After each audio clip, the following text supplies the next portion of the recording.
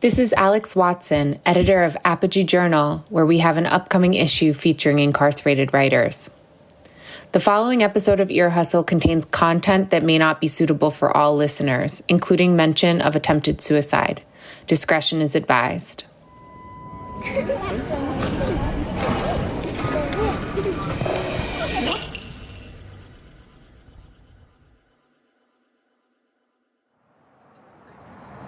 My name is Andrew.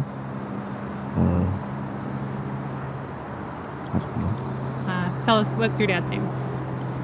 Frankie. Do you have any roses? Something good? No. No? Nothing good, nothing bad? Okay. Then thank you. Andrew ain't giving up nothing, Nige. I don't know. It's like pulling teeth with these kids. I know. And I wasn't really sure how it was going to go. I mean, obviously they were nervous. They were away from home. They were being asked questions by adults they didn't know. And it really brought out the teenager in them. My name's Elias Gonzalez.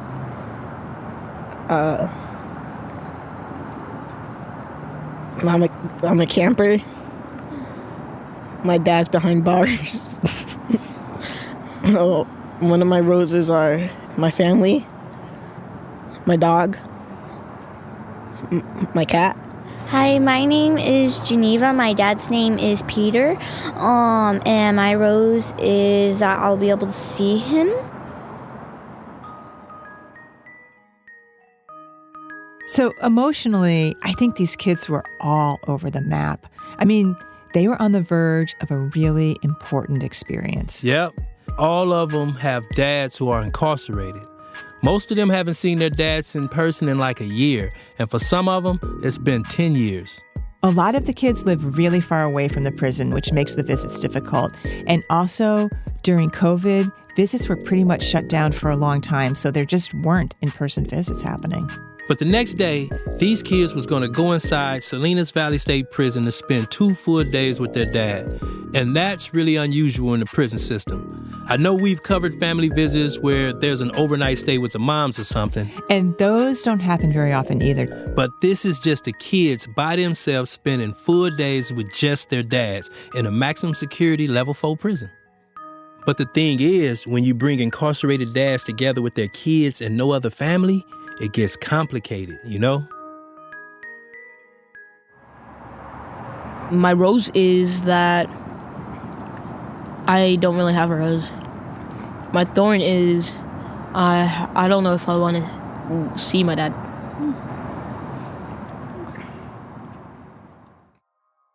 That's a deep thorn right there. Yeah, it really is. Well, on this episode, a lot of roses and definitely some thorns. For real. And Nige, it's also the last episode of the season. That it is, my friend. Today on the show, we are going to camp. Camp Grace. I'm Nigel Poor. And I'm Earlonne Woods. I always wanted to go to camp. This is Ear Hustle from PRX's Radiotopia.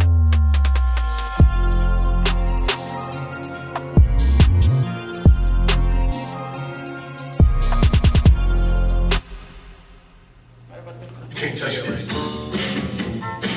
Oh, yeah. A few months before we recorded those kids doing their roses and thorns, we drove down to Salinas Valley State Prison to meet some of the dads. Oh, it's the first thing. Can't touch this. It's the very first thing. They were trying to come up with a dance routine that they were going to perform for their kids, kind of like the icebreaker. You know, you got these hardcore level 4 ex-gang members not accustomed to acting silly and shit. Right, but they all knew that this big reunion was coming up and that it might be just really intense for everybody. So the idea was to kick it off with something kind of silly and goofy to get everybody to loosen up and be comfortable. Okay, so walk through that again, because it's the first opening second. So how is Gilbert positioned?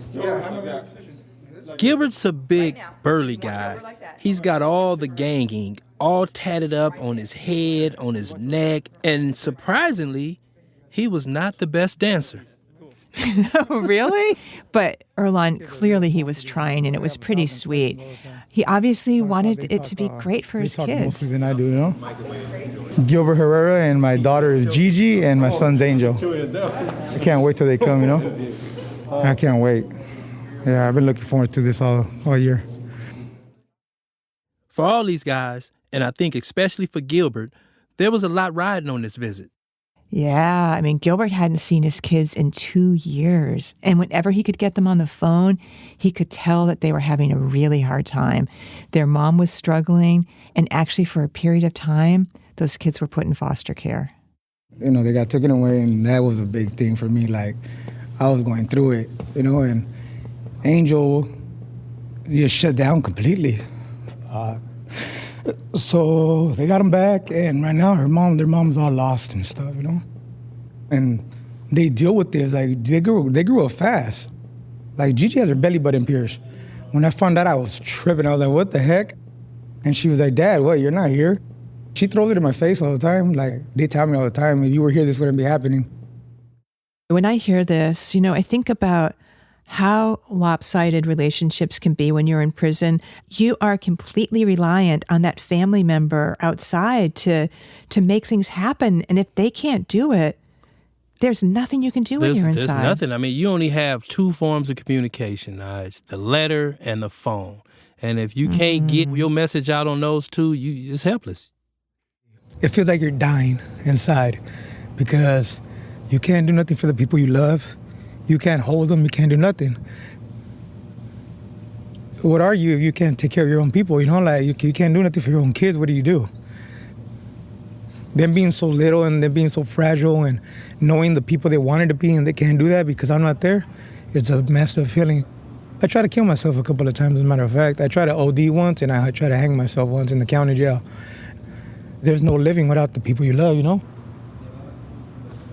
What are you expecting in October? In October, to see my babies, to hug them, to reassure them that I'm still their daddy and I love them, that they don't have nothing to worry about, that I'm never going to change on them. And that at the end of the day, when things are hard, we have opportunities like this with Camp Grace, and that Camp Grace is always going to be there for them. Usually this program, Camp Grace, is longer, with the kids coming into the prison every day for 5 whole days. But because of COVID, this year it's only 2 days. And that means trying to squeeze a whole lot of fathering into a really condensed time. It's a lot of pressure, you know. Some of these dads barely know their kids. Maybe they've had a visit before, but that's different. It's much shorter, just a few hours. Plus, you got the mom talking relationship stuff. It could be other family members there acting like a buffer. But at this camp, it's just the 2 of them, so it's very intense. Exactly. But maybe, Erlon, because there's no buffer, sometimes there's a breakthrough. And that's exactly what happened with one of the dads, Jose and his son, Alex. First camp, he, like 3rd day in, started calling me dad, you know, So Jose is this small guy, and like Gilbert, he's bald and covered with tattoos. He has this very intense, like coiled up energy, but he also has these beautiful, watchful eyes, like he's taking in everything that's happening around him. And he's been coming to camp for a few years with his son. Jose was sent to prison when Alex was just a little kid, and there wasn't really time to establish a righteous relationship. So when Alex called him dad for the first time, it really stopped him in his tracks. he was going to the bathroom, right? And he was like, Dad, I'm going to go to the bathroom. Okay, I'll be right back. I think he just kind of stopped for a pause second too to see like my reaction, you know? So I didn't want to show too much like reaction. So I was like, oh yeah, cool. Try to play it off. But it was a big thing for both of us. And what did that feel like? It felt good. It actually made me feel like a dad for once. I knew I had a son. I knew I loved him and it would hurt if something would happen to him, but I never really felt like his dad. Yeah. You know, so once I saw myself as a dad, I started asking myself, well, would my son be proud of this decision that I'm making, you know? So this decision he's referring to, this is something we have always wanted to talk about on the show, and we just never could. Yeah, the ramifications of gang life in prison. That's a tricky subject, Nigel. So one of the main rules of Camp Grace is that if you want to participate and see your kids, you have to go through a whole year without getting any write-ups in prison. Basically, you got to have a clean record. But when you're in a prison gang, that's really hard to do because if you're affiliated, you live by the gang rules. You have to go out on the yard at certain times, do whatever they say, and sometimes that means doing the kind of shit that not only would get you written up, but would probably get you another case in court. Honestly, it's hard to find people to talk about this on the show because there's such a strict-ass code around this gang shit in prison. So anyone who talk about it is technically putting their life in danger. Right.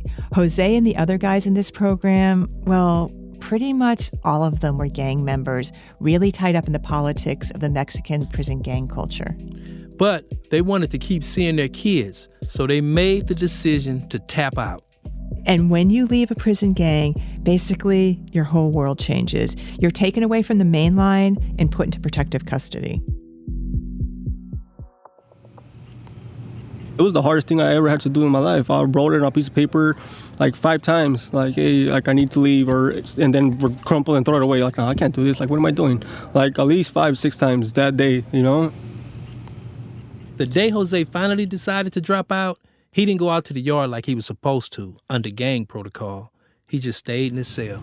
The officer noticed something was off because they ran yard and I didn't go. And then when you're in those type of yards, everything's mandatory. So he came up there and I just told him in Spanish, like, hey, I need to leave. I need to get out of here. And he just looked at me, you know, he's like, are you serious? And I was like, yeah, I'm done, you know. He was like, all right. And then they just called me out of medical and took me to the gym. What that entails is just that I'm renouncing everything that I've ever known, everything that I've ever believed, every friend that I ever made along the way. I turned my back on them. So they just you leave your cell, you go to the gym. That's it. You don't see anyone again. You don't say goodbye to people. No, you don't say goodbye to anybody. Nothing. You know, and they just take you to the hole from there. That's how it works. They take you to the hole for protection until they can move you to a different part of the prison where you'll be safe. And so he was really breaking with everybody, not just the people inside prison, but outside too. Because Jose grew up in this gang life shit. Mm-hmm. So this was going to affect not only the prison shit, but his street life as well. One of the officers told me that day, like, it can't be harder than coming to prison. Coming to prison for us is like a rite of passage. You know, it's like something we look forward to, that I used to look forward to, like a dumbass, excuse my language, but that's just the way that it was. Growing up, blue shirts, I was expected to come to prison. Was there anyone you were able to talk to about dropping out? Anyone in your family, or no? It's all in an internal dialogue. Mm-hmm. It sounds so hard. It's harder than what I'm making it seem. It was the hardest thing I ever had to do, but I think it's the best choice I think I've ever made. Jose told us the way he got through this was to create a kind of tunnel vision. He just focused on the one thing that he really wanted, and he tried to block everything else out.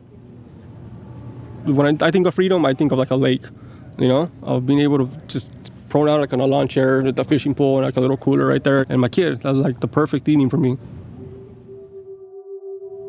It makes it easier for me not to partake in certain things because they don't fit in my little picture. I have my little picture, and whatever it takes to get there, that's what I'm going to do. At the end of the tunnel, just that light, that picture, that lake, that's it. That's my destination. Yeah. You know? How often do you look in that tunnel? Every day in the morning. Every day in the morning, I wake up and I see myself, there's my goal.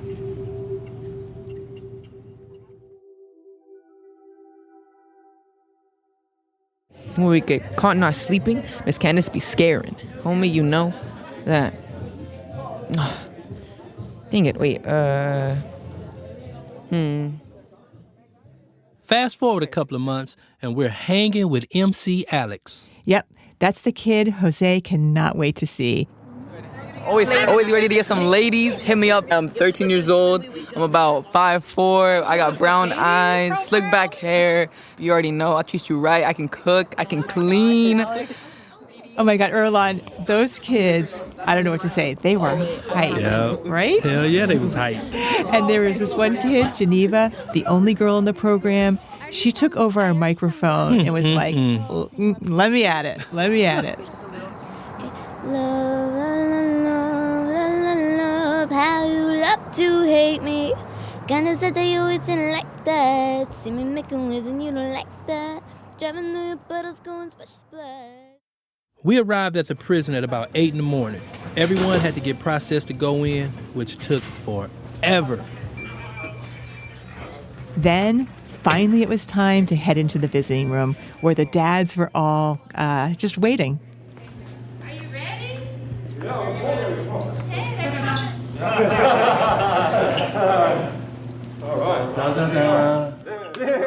So we walked into the visiting room, and it's this kind of big space. It looks a bit like an elementary school, but you can tell you're in prison, right? Because of the signs of like, don't go there, don't touch this.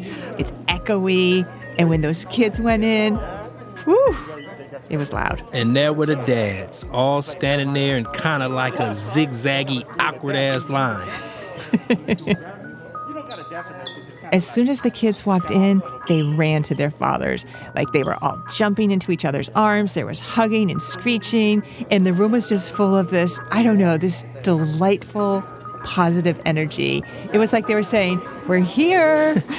And Alex ran right up to his dad, Jose, gave him a big old hug. And Geneva, the one who was singing that K-pop song, she was jumping all over her dad. And then there was Andrew. He was the kid who was so quiet at the top of our show. His dad, Frankie, was just standing there with this huge grin on his face. I wish you could see your own face right now. You look like a kid. You look so happy. Your eyes are like this big and like smile and like you're just glowing. Thank you. Really great to see it. This kind of feels like freedom, to be honest. Everywhere we move in there, we have guns on us. Everything's controlled.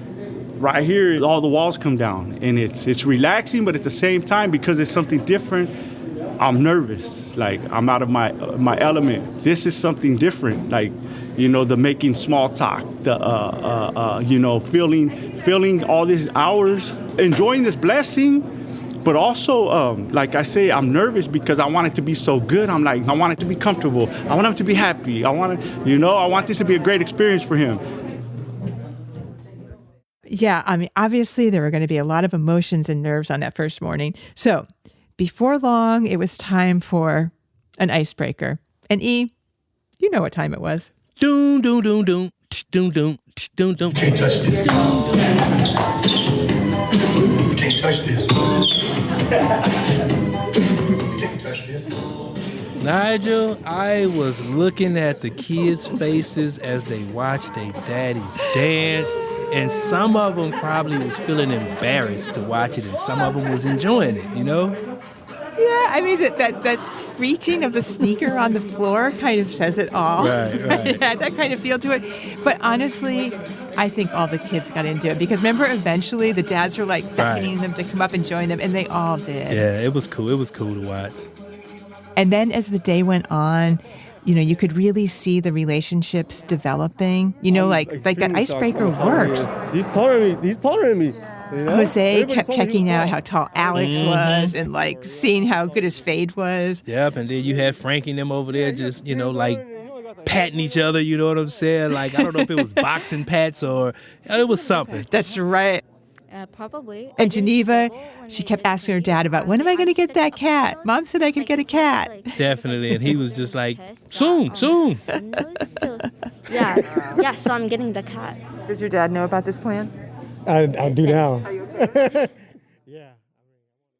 But then, there was that one dad and his kid, and honestly, I could hardly look over there. And this was the kid who the night before camp told us that his thorn was he wasn't sure he wanted to see his dad. Yeah, and now he was finally with his dad, and it was hella awkward.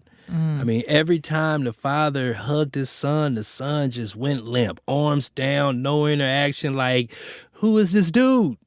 His mom asked that we not use her son's name. So we'll just say that the dad is a tall cat, one of the older dads in the room, and he has this old school sports type of build. And at one point, I pulled him over to ask how it was going. So what have you learned about your son and yourself? Well, I learned about my son, that he got his own mind. And I learned about him, too, that it's like I've been gone for 10 years, and it's like that gap where I used to give him a shower and sit him on his high chair, change his pampers and whatnot. That is over. I got to go forward. But even in that, it's some bumps. At the end of the day, I really don't know him. Yeah. From 10 years, I don't know him. How does it feel to have to say, I don't know my son? It feels like your choices that you make could shatter a whole bunch of stuff like glass. You can't put a bottle back together once it broke. It's like reaching for the wind. Yeah. It's going through your hand. You know what I mean? It's like, wow, it's just smoke. You know, when it's all said and done, it's like smoke. Like, Does that hurt? yeah, because you're searching for a relationship that's not there. You know what I mean? Yeah. And it's like, man, where did you start at? So what did you learn about him? I learned about he's not no dummy, and he got his guards up to the fullest, and that's a good thing, and that's what I pray. God guard his heart and his mind. Do you think he has his guard up against you?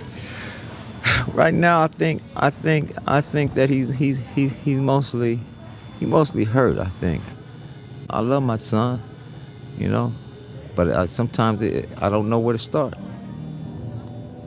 I was watching that dad and his son. You know, their table was sort of like off to the side of the room a bit, away from the others, and often seemed very quiet, like they wasn't really talking to each other.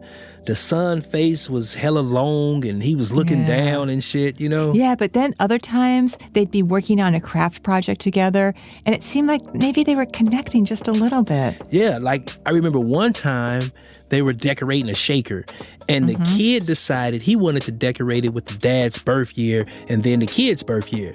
So the kid painted it blue and gold, which he said was like these royal colors to him. I know. It was cool. It was like suggesting there was some connection between them. Right. And this is a deliberate idea on the part of the camp organizers. So they have all these craft projects so the dads and the kids can basically create together. They call it side-by-side work. So they create something instead of just sitting there looking at each other like, what do we do now? Right, right.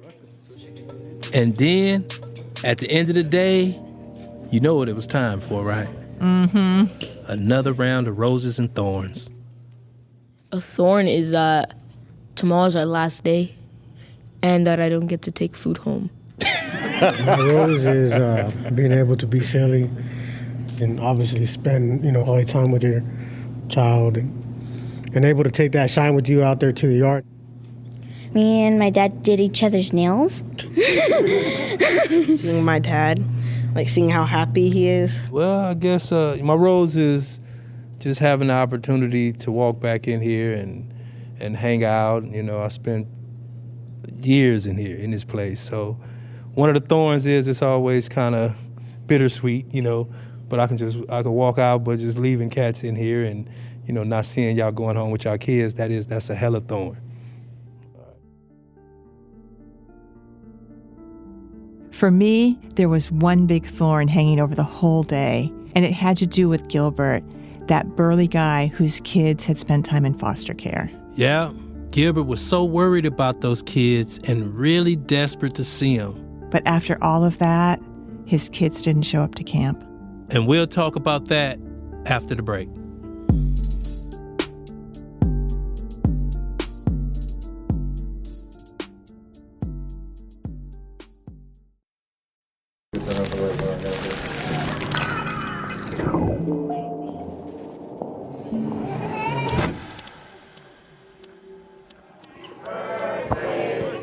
On the second day of camp, the staff brought out this big old cake and a gang of cupcakes. And they all sang happy birthday. It's like a gumbo of everybody's names when it gets to that part.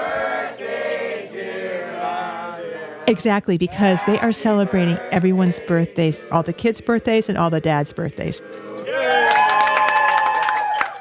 Pretty much making up for lost time, Everything about Camp Grace is deliberate, and that includes how the meals are served. First of all, let's just be clear. They did not serve inside food. Nope. This stuff came from an Italian restaurant. Yeah, kind of like fine dining, right? Street food. And the tables where people sit are also very intentional. It kind of looks like a wedding. There's these 4 or 6 top tables. They have tablecloths on them, centerpieces, balloons. Place settings, balloons. It's really, it's like you're at a party. So at each table, there's a dad and a kid, a prison official, and then somebody from either Ear Hustle or from the Camp Grace organization. And the idea is to set it up again like it's a party. You're just meeting and there's small talk. There isn't like a hierarchy. You're sitting and just having a good time. The only hierarchy was the dads were served first. And then they had them served by the warden and associate wardens, which is some shit that you would never see happen in prison. But again, there was intention to it. The idea was for the kids to see their dads being treated with dignity and respect by people who are normally seen as what? How would you describe it, Erlon? I was described it as by the oppressors. You want meatballs? Oh, sure. How about eggplant? Eggplant parmesan. Or you want to just try it? I'm not a big salad guy, but I'll try it. It looks good. Yeah. Over the course of the camp, you could see some of the kids and the dads really warming up to each other. But there was that one big thorn hanging over the whole camp. Yep, Gilbert, the guy who was so worried about his kids. The day before camp was supposed to start, Gilbert got some devastating news. The mother of his kids had changed her mind. She wasn't going to let Gigi and Angel come to camp after all. What made you come here today? I don't know. My city just pushed me and pushed me and pushed me, and he wanted me to meet his son, and I don't know, man. I didn't want to come. I really didn't, but he's right, you know? Like, I at least owe it to all of them, you know, to show my face. I am part of the Camp Grace family, you know? Is there any way to explain that? What does that feel like? Or what is that? Like, I've hurt, you know? Like, I've lost family members, cousins. I lost friends. This pain is like a different type of pain. Like, you're taking something away from me that really, really means everything to me. Those children gave me a purpose to live in life. You know, I gave up my neighborhood. I dropped out. I did everything that I never thought I would do for people that, like, I didn't care about life, you know? I had very little regards for life, you know? In the game that I was a part of, you couldn't care about life. You couldn't care about somebody else. And falling in love with these children, like, it gave me a real purpose to live. Can I make a physical observation? Oh. You are so tense. And I feel like you're about to explode. Not in anger, but in something. The knee hasn't stopped yet. Yeah, or your hands haven't stopped moving. Man. Just everything about you seems tight. Yeah. Tell you. Fuck. Yeah.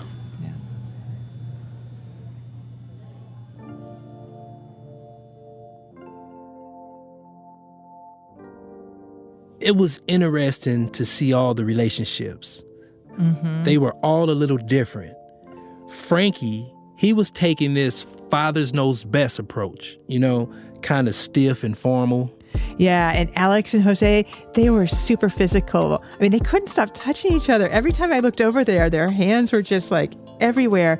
It was kind of like Jose was afraid if he stopped touching him, his kid was going to disappear. Just disappear, poof. Yeah. And Geneva, she had this kind of bossy relationship with her pops. You know, she'd be like, I'm going to paint your nails, Dad. And he'd just sit there like, okay. Exactly. But then there was one dad and his son we mentioned earlier.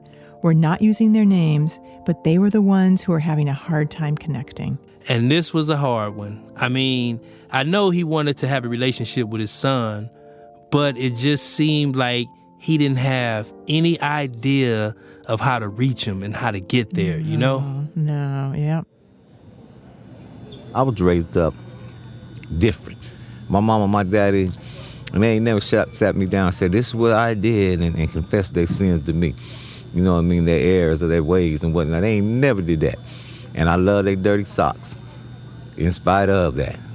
And I think that was healthy too. Some things is better not known because God, even God, when you come to him, he say he throw your sins into the sea of forgiveness. If there is not a daddy to show them truth, where is they going to find the truth? What has that happened with your son here? I believe that's what he see. He see I'm sound. I'm not somebody telling my son, "Cuz, you better, man, cuz I'm up in here, man, cuz don't be, man." I ain't doing none of that. Go to school, son. Mm-hmm. Get your education. Get to know your creator. See what God said. Oh boy, man. His main strategy was to just talk about God. Yeah. And it wasn't working. Yeah, I tried to step in and, offer a little advice to him, Can I make a quick suggestion? Yeah. You gonna be open for it? Yeah. Just don't talk religion all day to him. Okay. I'm trying not. Talk about you and him, and try to leave God out of it for a minute. Okay. I'm trying to connect on that level. And I'm trying to too. I'll do that. Trust me. I'll trust you. All right. All right. Do you think it worked, Erlon? Well, one thing I've learned about Christians in prison, they base everything on God and Jesus.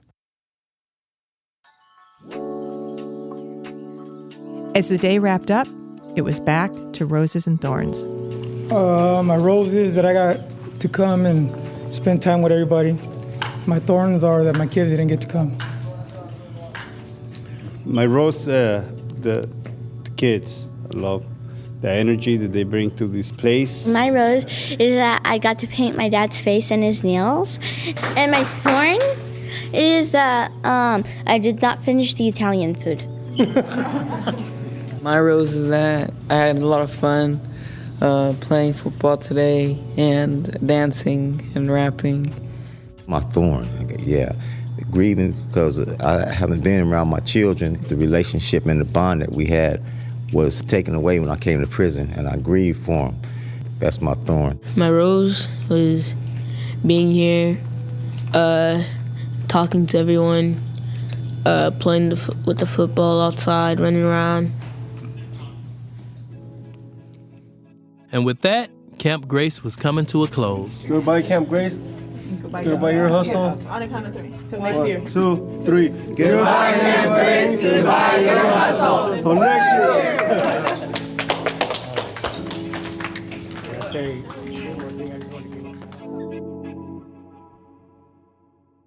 Erlon, there was this moment as the kids were leaving the prison and they were talking about how the camp had gone.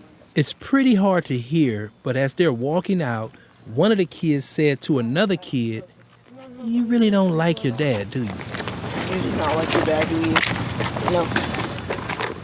And this was the kid who was really having a hard time bonding with his dad. Yeah, the dad I was trying to give the advice to, like, don't talk about God so much. Exactly. In this situation, Erlon, I hate to say it, but there was part of me that was asking myself during this camp, does every kid really need to be united with their parent in prison? Because sometimes it just might not work for everyone. Yeah, I mean, some kids are forced to go into that visitor room to see the other parent, and you had these situations where a lot of times the kids ain't feeling it because, personally, I have a nephew that kind of hates his dad because his dad been in prison his whole life. There's no relationship, no communication. There's, it's a big blank for those kids in a way. Yeah.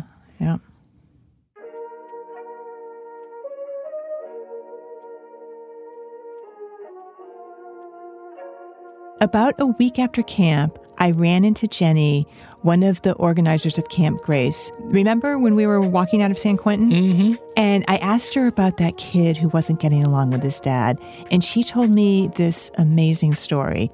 Camp Grace gives the dads these T-shirts to wear. And at the end of camp, they give them to their kids so they can take them home and wear something that smells like their dad. Right. So that kid that wasn't getting along with his dad, when he got back to where they were staying, they could not find that T-shirt. And he was absolutely distraught.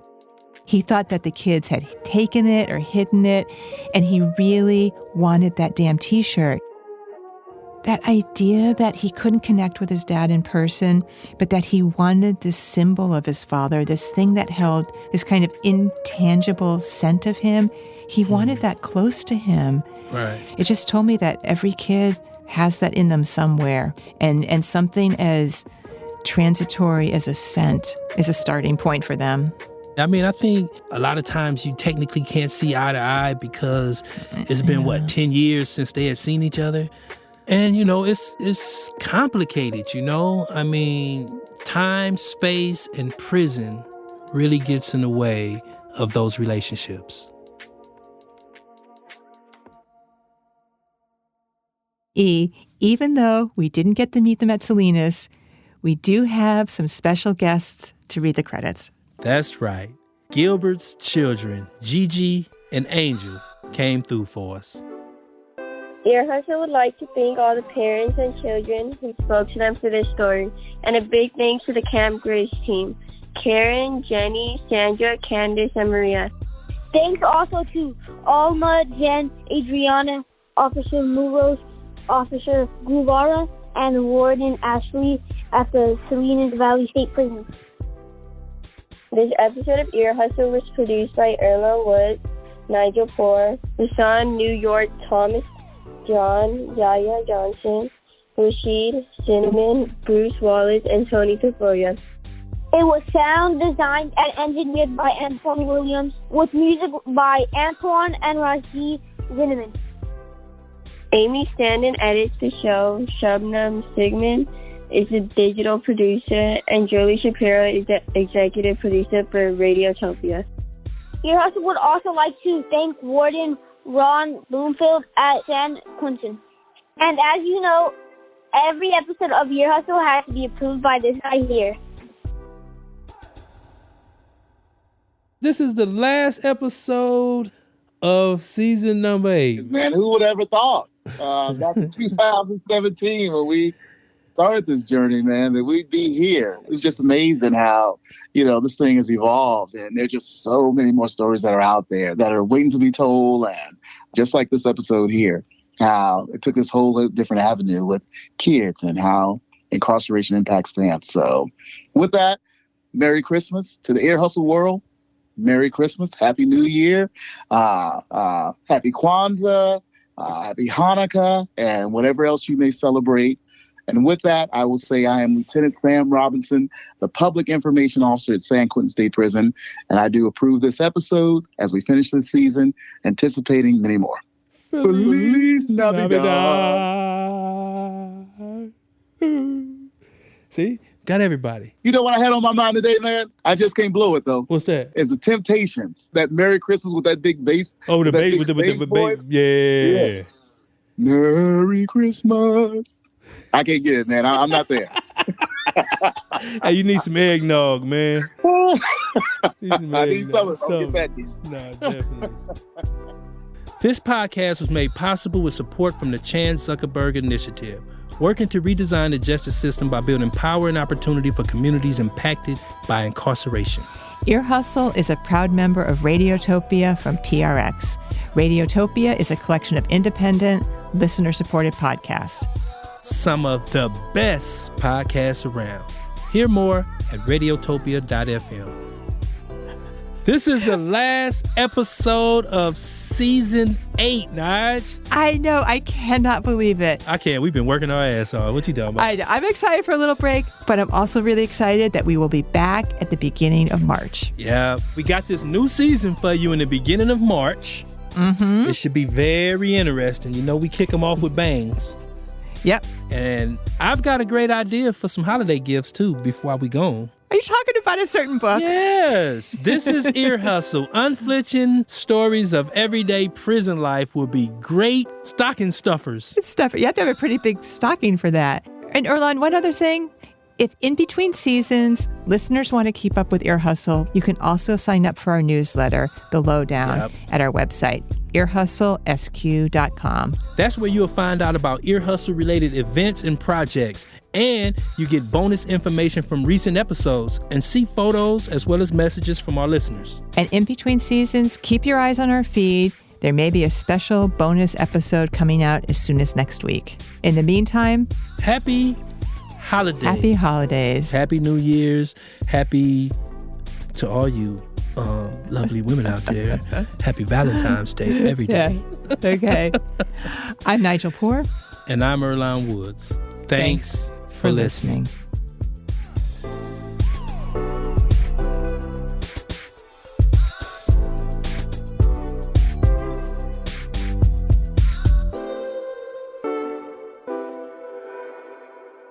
And what are your grades on your report card?